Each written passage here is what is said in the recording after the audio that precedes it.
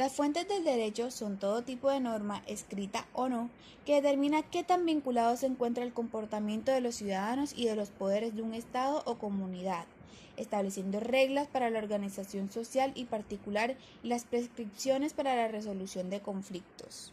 En general, cuando se habla de fuentes del derecho, se refiere a todas aquellas reglas que integran el marco normativo, que imponen conductas positivas o negativas, de hacer o no hacer a los habitantes de un Estado.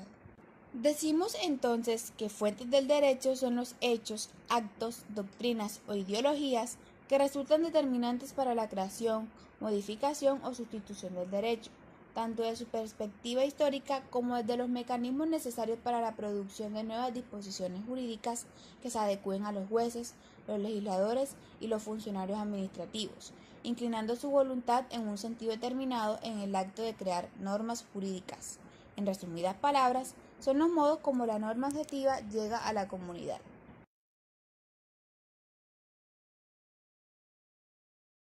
Se resalta más que todo las fuentes en el periodo arcaico, la costumbre, la ley y su clasificación y la ley de las 12 tablas.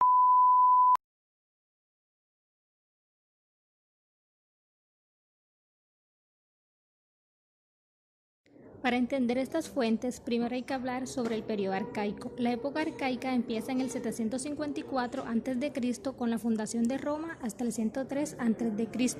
Se caracteriza por ser una época de dominio por parte de los etruscos. Como ya se había mencionado anteriormente, en este periodo se establecen como fuentes del derecho mores maiorum o costumbres, la ley y la ley de las 12 tablas. Mores maiorum es la primera fuente del derecho romano arcaico, que son la tradición práctica de los antepasados, los usos y costumbres vigentes entre los primeros ciudadanos de Roma. Viene a ser la costumbre la tradición de los primeros antepasados. Los romanos empezaron a crear leyes a partir de las cosas y hechos tradicionales. Entonces, si se hacía una acción no tradicional o no conocida, el sujeto estaba incumpliendo la ley.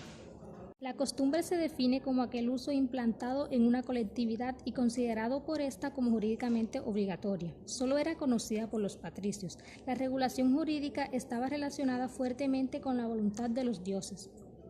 La costumbre tuvo su plena vigencia en el llamado período quiritario y se transmitió oralmente de generación en generación.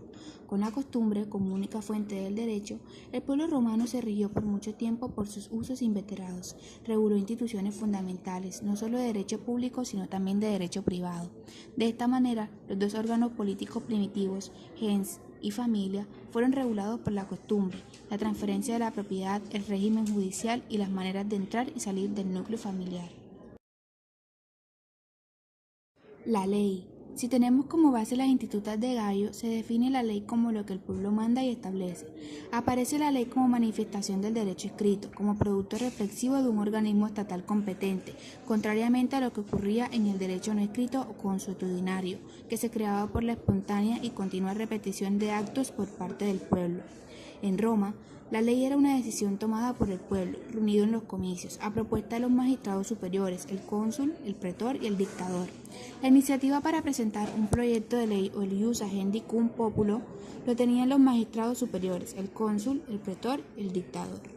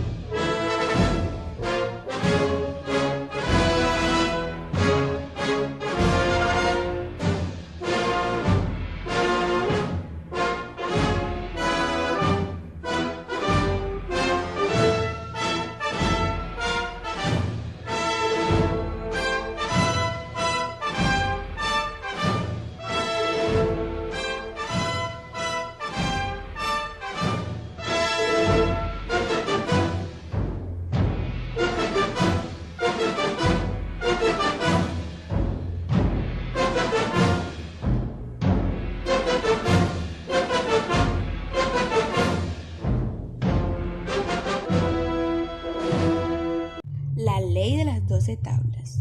De sin igual importancia es la ley de las 12 tablas, porque a partir de su expedición se pasa en Roma del derecho no escrito al derecho escrito.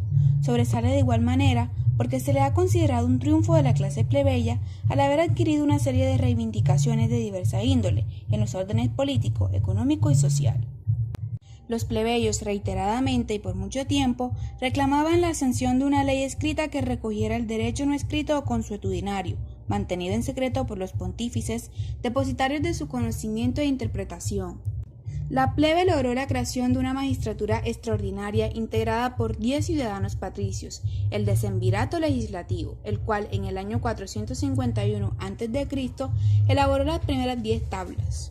Producto de una reacción patricia y considerándose que estas 10 tablas estaban incompletas, un año después se eligió un segundo decemvirato con participación plebeya que logró la redacción de las otras 2 tablas.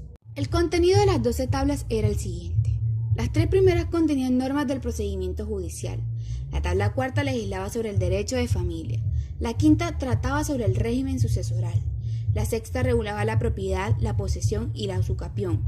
La séptima consagraba normas sobre servidumbres. La octava regulaba los delitos. La novena contenía normas del derecho público. La décima traía la regulación sobre el derecho sagrado y las tablas undécima y duodécima, que se editaron posteriormente a las 10 primeras, tuvieron por fin completarlas, aunque se encuentran disposiciones aisladas como la prohibición del matrimonio entre patricios y plebeyos, consagrada en la tabla undécima. La duodécima consagraba el derecho del pueblo a hacer las leyes. La vigencia de la ley decemviral se calcula que fue aproximadamente de 300 años, aunque su espíritu se mantuvo hasta la codificación justinianea. Pero es innegable que la ley de las 12 tablas fue el primer intento del pueblo romano de acercarse a una codificación completa de sus leyes, hasta que Justiniano ordenó la compilación del derecho vigente de la época en el Corpus Iuris Civilis.